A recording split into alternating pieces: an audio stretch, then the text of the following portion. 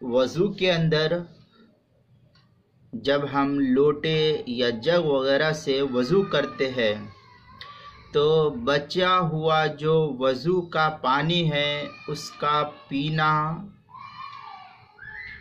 اس کا شرعی حکم کیا ہے؟ وضو کے بچے ہوئے پانی کو پینے کا۔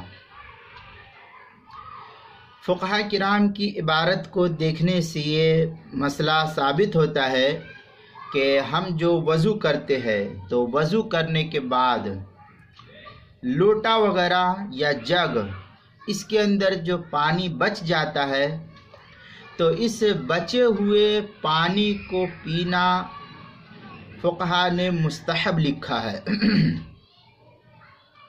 اور اس میں بھی گنجائش اس طریقے سے ہے کہ کھڑے ہو کر پانی پینے کی ضرورت نہیں۔ اگر کوئی آدمی اس وضو کے پانی کو کھڑے ہو کر کے پیے تو بھی اس میں کوئی حرج نہیں، اور بیٹھ کر پیے تو بھی کوئی حرج نہیں۔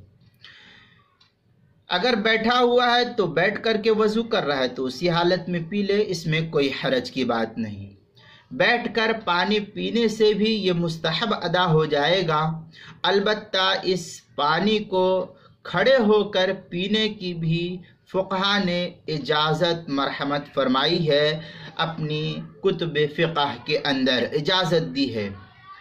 اسی حکم کے اندر فقہاء کرام ایک اور پانی کے سلسلے میں لکھتے ہیں کہ یہی حکم جو زمزم کا پانی ہوتا ہے، جو ایک متبرک پانی ہم مسلمانان اسلام کے لیے ہے اور بہت ہی قیمتی پانی ہے، اللہ نے اس پانی کو ہمارے لیے ایک نعمت عطا فرمائی ہے، نعمت کے طور پر ہمارے لیے ہے یہ پانی۔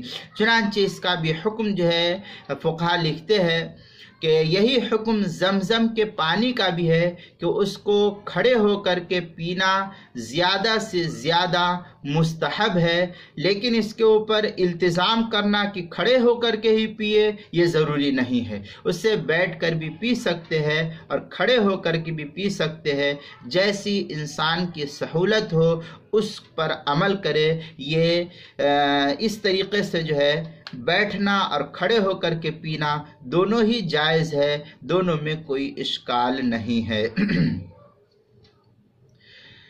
چنانچہ در مختار کے اندر ہے وَأَن يَشْرَبَ بَعْدَهُ مِنْ فَضْلِ وُضُوئِهِ كَمَاءِ زَمْزَمْ مُسْتَقْبِلِ الْقِبْلَةِ قَائِمًا أَوْ قَائِدًا وَفِيمَا أَدَاهُمَا يَكْرَهُ قَائِمًا تنزیحاً۔